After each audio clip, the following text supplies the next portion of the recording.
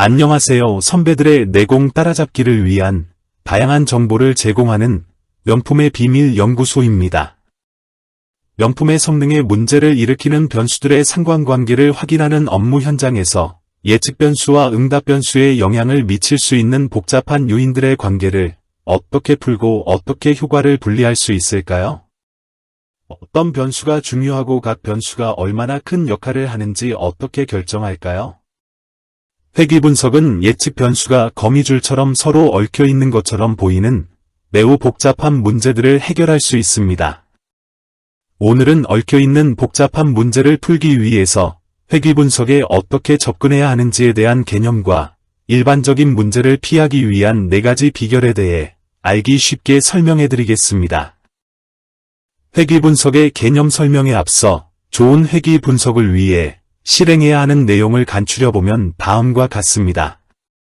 많은 양의 신뢰할 수 있는 데이터와 잘 확립된 인과관계가 있는 소수의 예측 변수를 사용합니다.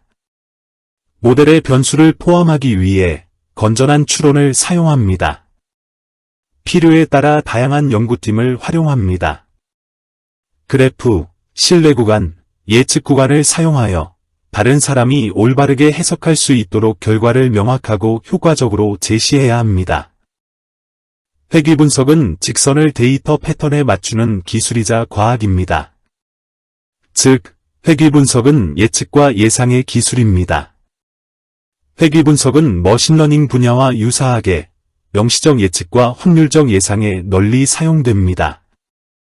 선형 회귀 모델에서 종속 변수는 선형 수학 공식을 사용하여 단일 또는 다중 독립 변수로부터 예측됩니다. 그런데 이런 경우는 어떻게 생각하십니까? 만일 많은 사람의 축하를 받으면서 결혼식을 올린 다음 정신나간 신랑이 신부에게 선형 회귀 분석 그래프를 보여주면서 보다시피 다음 달 말까지 40명 이상의 남편을 갖게 될 것 같은데 라고 말한다면 어떻게 될까요? 물론 말도 안 되는 이야기지만 회귀 분석을 한정된 데이터와 예측 변수로 추정하면 정말 엉뚱한 결론을 내릴 수 있다는 것을 보여주는 예시입니다. 그리고 회귀 분석은 독립 변수 중 어떤 것이 종속 변수와 관련이 있는지 이해하고 이러한 관계의 형태를 탐색하는 데에도 사용됩니다.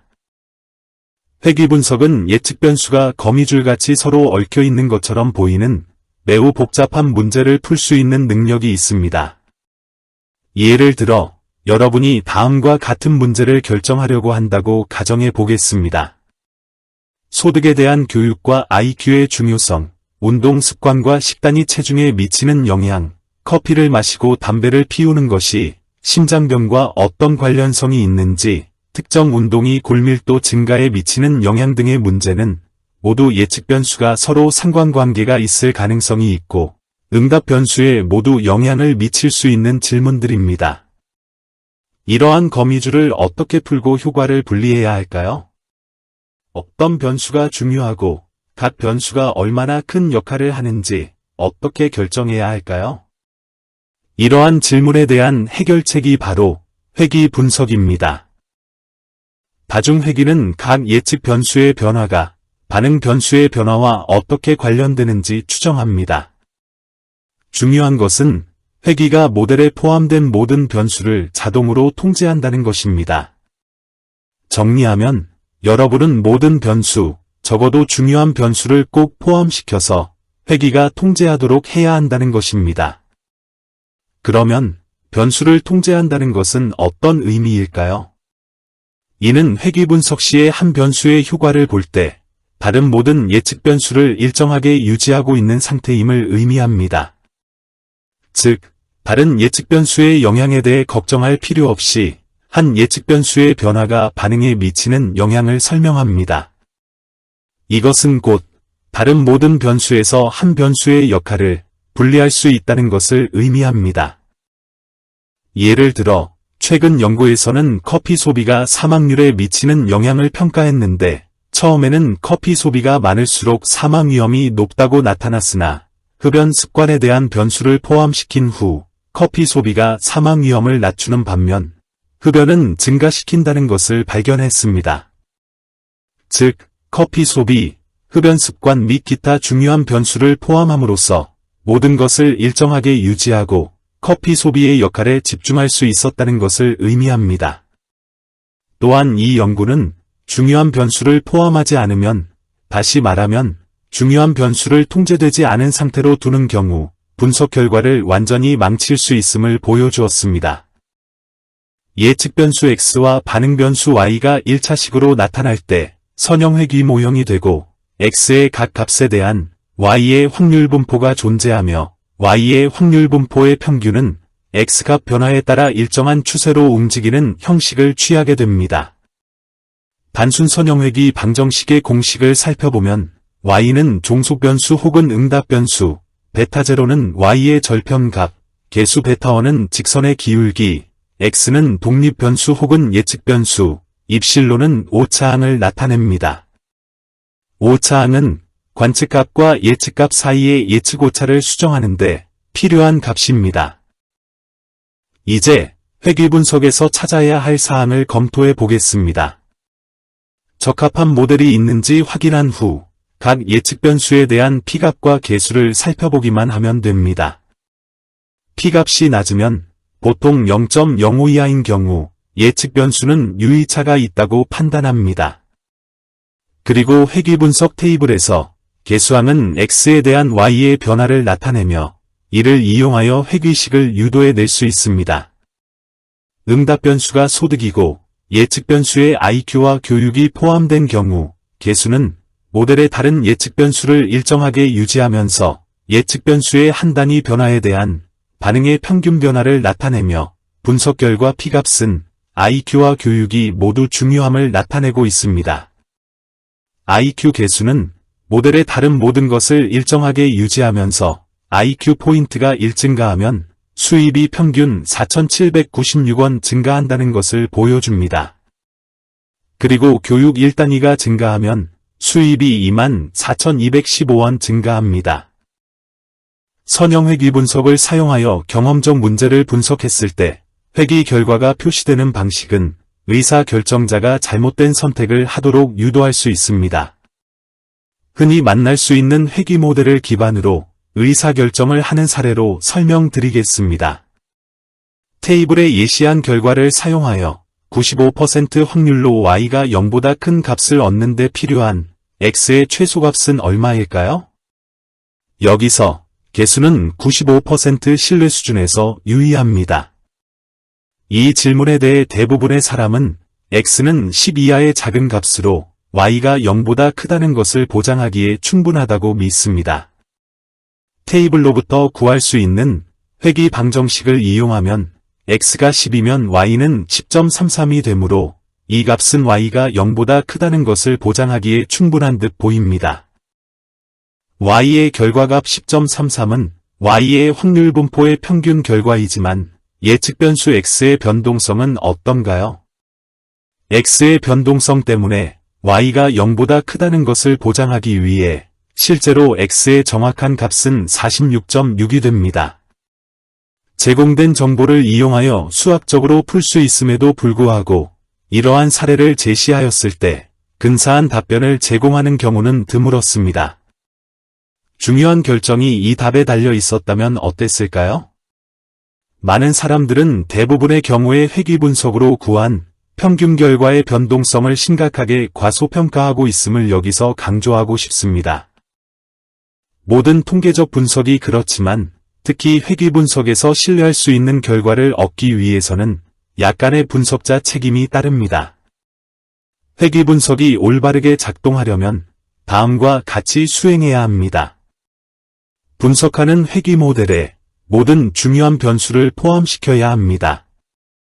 중요한 변수를 제외하면 변수가 통제되지 않고 개수가 편향될 수 있으며 아마도 틀릴 수 있습니다. 포함된 변수에 대한 좋은 측정값이 있거나 최소한 측정하기 어려운 변수에 대한 프록시 변수를 포함해야 합니다. 모형이 데이터에 맞는지 확인하려면 잔차도, 즉 레지듀얼 플롯을 확인하도록 합니다. 여기서 프록시 변수란 분석자가 측정할 수 없거나 측정하기 어려운 변수 대신 모델에 포함하는 쉽게 측정할 수 있는 변수를 말합니다. 프록시 변수는 그 자체로는 큰 관심이 없지만 관심 있는 변수와 밀접한 상관관계가 있는 것일 수 있는 변수로서 다음과 같은 것들입니다. 과거의 환경 조건을 예측 변수로 넣고 싶은데 분석자가 특정하여 측정할 수 없는 경우, 대신 나무의 나이테의 폭으로 대신하는 경우입니다. 또한 삶의 질을 예측 변수로 의도하고 싶은 경우, 대신 1인당 GDP를 사용할 수 있습니다. 실제 체지방률 대신 체질량 지수를, 인지능력 대신 교육기간, 넓은 지역에 걸쳐 빛이 바다로 침투하는 깊이 대신 바다 표면 색상의 위성 이미지로 대신하는 경우입니다. 회귀 분석에서 심한 다중공선성은 회귀 개수의 분산을 증가시켜 불안정하고 해석하기 어렵게 만들 수 있어 문제가 되므로 예측 변수들 간의 공선성이 의심되는 경우에는 살펴보아야 할 포인트입니다. 커피를 마시고 담배를 피우는 것처럼 IQ와 교육은 아마도 상관관계가 있을 것입니다. 그렇지만 과도하게 연관되지 않는 한 문제가 되지 않습니다. VIF라고 하는 분산 팽창요인으로 문제를 확인할 수 있습니다.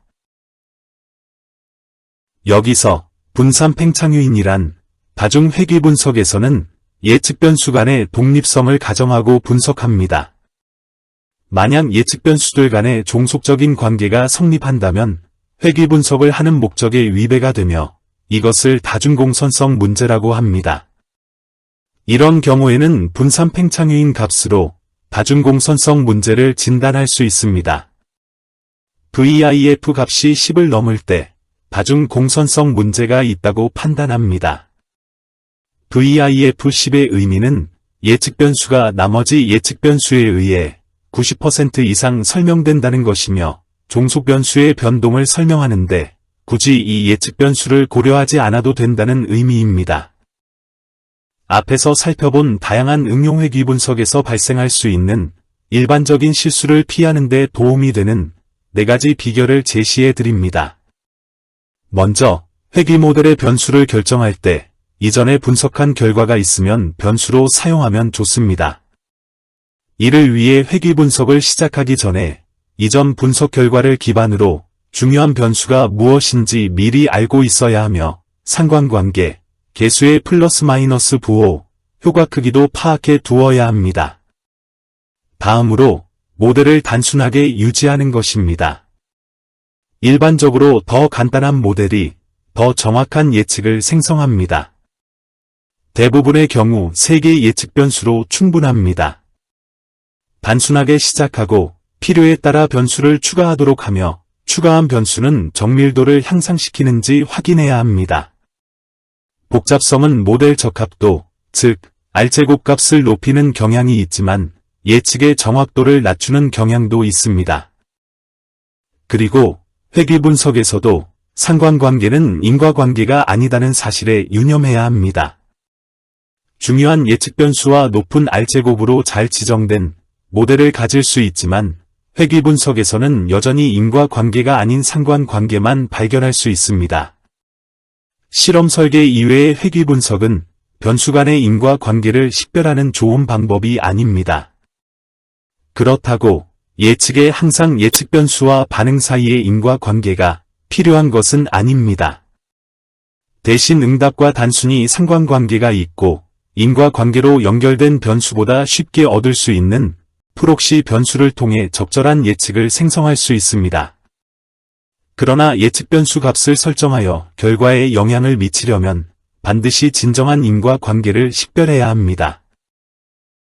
마지막으로 통계적 유의성으로 판단하는 방법 외에 신뢰 구간과 예측 구간의 그래프를 사용하도록 합니다. 신뢰 구간과 통계적 유의성은 일관된 정보를 제공합니다.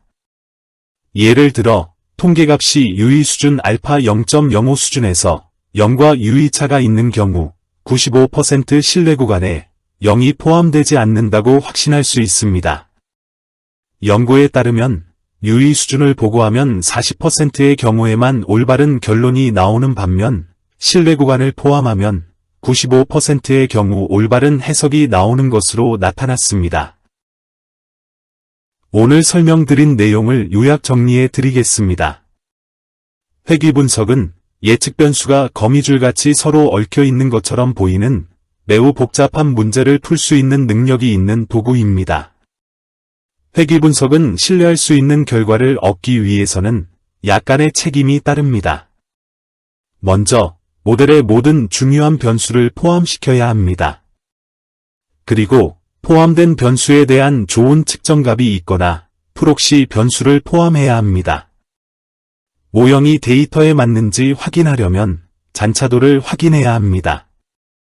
회귀 분석에서 다중공선성은 회귀계수의 분산을 증가시켜 불안정하고 해석하기 어렵게 만들 수 있어 문제가 됩니다. 이런 경우에는 분산 팽창유인 값으로 문제를 확인할 수 있습니다. 회귀 분석에서 일반적인 실수를 피하는 데 도움이 되는 4가지 비결은 다음과 같습니다. 회귀 모델 변수 결정을 위해 이전 분석 결과 변수를 사용합니다. 회귀 모델을 단순하게 유지합니다. 회귀 분석에서도 상관관계는 인과관계가 아님을 명심합니다. 그리고 통계적 유의성 외 신뢰 구간과 예측 구간을 사용하면 일반적인 실수를 피하는 데 도움이 됩니다. 오늘 내용이 명품을 기획하고 계신 여러분께 도움이 되셨다면 구독, 좋아요 버튼을 꼭 눌러주시고 알람 설정도 부탁드립니다. 직장 선배들의 내공을 따라잡을 수 있는 더욱 좋은 명품의 비밀 에피소드로 보답하겠습니다. 지금까지 시청해 주셔서 감사합니다.